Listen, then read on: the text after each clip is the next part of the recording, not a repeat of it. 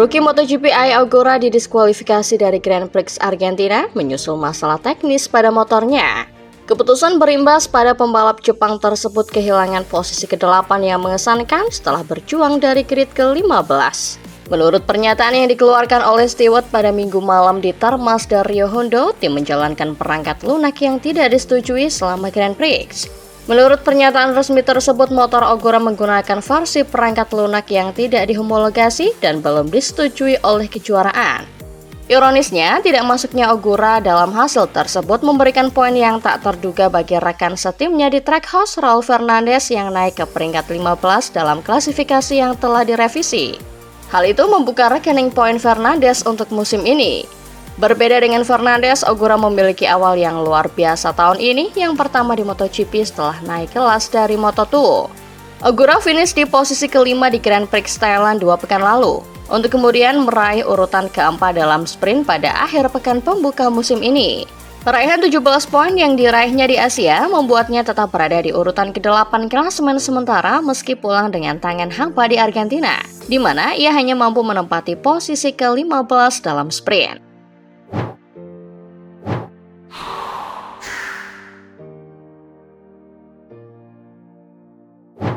Alex Marquez yang mendapatkan spek motor Desmos edisi GP24 tampil sangat baik ketimbang tahun lalu saat berpasangan dengan sang kakak di Gresini Racing.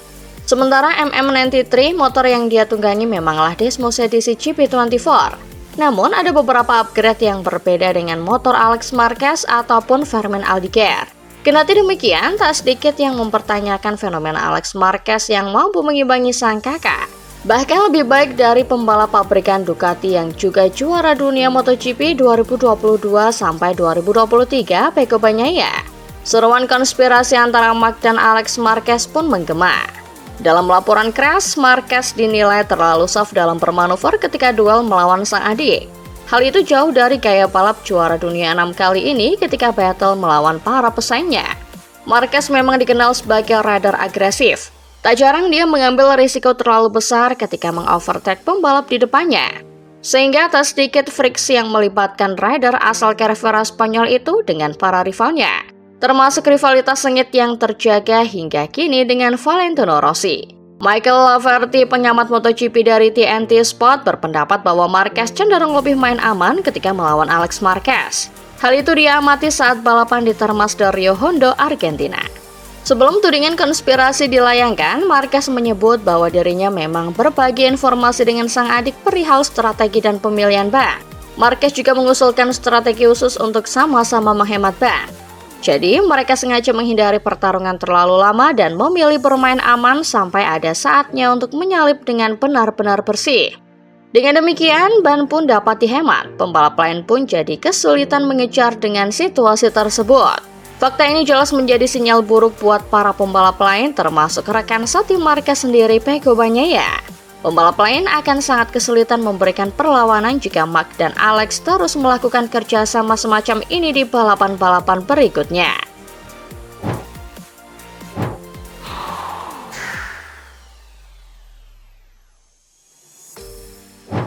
Fabio Di Giannantonio tampil mengesankan dengan finish kelima pada balapan MotoGP Argentina 2025.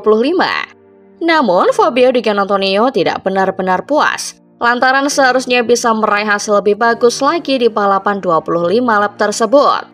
Di Gia merasa memiliki kans untuk bisa meraih podium MotoGP Argentina 2025, yang akhirnya diamankan oleh rekan setimnya Franco Morbidelli. Bukan cuma itu saja, mantan pembalap tim Gresini Racing itu juga kesal merasa rekan setimnya itulah yang telah merusak kesempatannya untuk mengejar podium. Pada lap 2, Morbidelli menyalip Di Gia dari sisi dalam tikungan sehingga memaksa pembalap bernomor 49 itu melaju sedikit melebar. Momen itu membuat Di Gia harus kehilangan 2 posisi sekaligus karena tepat setelah itu ada Brad Binder yang langsung sigap merebut posisinya. Ia terjebak di belakang Binder dan membuat tekanan ban depannya naik, daya cengkeram ban turun dan ritmenya berantakan sejak itu. Butuh hampir 20 lap baginya untuk pulih. Kemudian kecepatannya kembali keluar pada lap-lap terakhir balapan sehingga ia pun bisa finish kelima merebut posisi dari Johan Zarco. Selain itu, Di Gia merasa fisiknya masih belum 100% pulih usai cedera. sehingga tenaganya masih belum maksimal saat melibas 25 putaran yang panjang.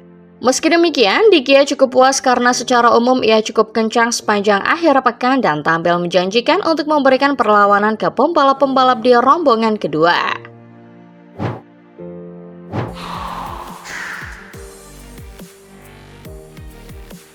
Joan Mir finish di urutan ke-9 di sirkuit termas dari Hondo, Argentina. Pembalap pabrikan Honda itu gagal memenuhi ekspektasi dirinya sendiri. Sebelum balapan, Mir sempat optimistis bisa menyelesaikan balapan di 8 besar bahkan menyentuh 6 besar. Namun setelah melihat fakta di lintasan, dia mengaku frustasi dengan seri Argentina.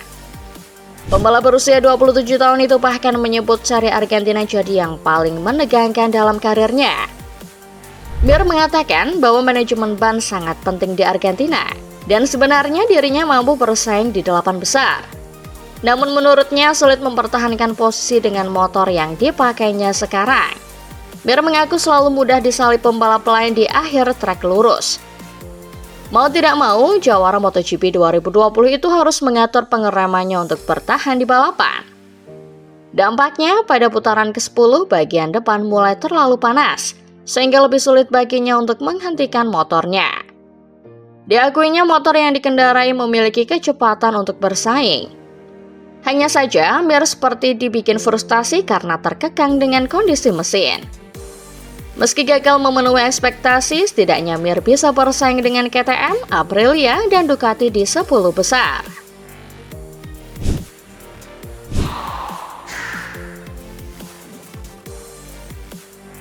Pada MotoGP 2025, Marco Bezzecchi mengakui kesalahannya setelah menabrak Fabio Quartararo di tikungan 1. Bezzecchi terlambat mengerem mencoba menghindari Franco Morbidelli, tetapi malah menabrak ban belakang Quartararo. Akibatnya Bezzecchi terjatuh keras, sementara Quartararo tetap berdiri namun terlempar ke posisi belakang. Bezzecchi menerima peringatan resmi dari FIM Stewart karena ini adalah pelanggaran pertamanya musim ini. Quartararo yang memulai balapan dari posisi ke-7 akhirnya finish di posisi ke-15. Bezzecchi menyesali kesempatan yang hilang setelah finish ke-6 di sprint hari Sabtu dan menjadi yang tercepat ke-4 di sesi pemanasan dengan ban belakang medium.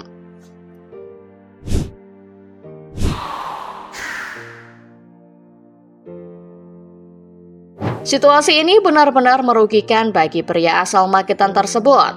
Bagaimana tidak, dia berpeluang besar untuk memetik poin. Minggu di termas dari Hondo, Mario memulai balapan dari starting grid ke-13. Dia bahkan berhasil menyalip beberapa pembalap dan sempat bercokol di posisi ke-12. Mario mengaku dalam kondisi yang bagus sepanjang balapan kemarin. Bahkan dia mengklaim itu sebagai salah satu balapan terbaiknya. Namun situasi berubah saat balapan menyisakan 8 putaran saja, di mana dia mengalami low set dan berakhir tak finish. Kronologi kecelakaan tersebut langsung dibahas Mario seusai balapan.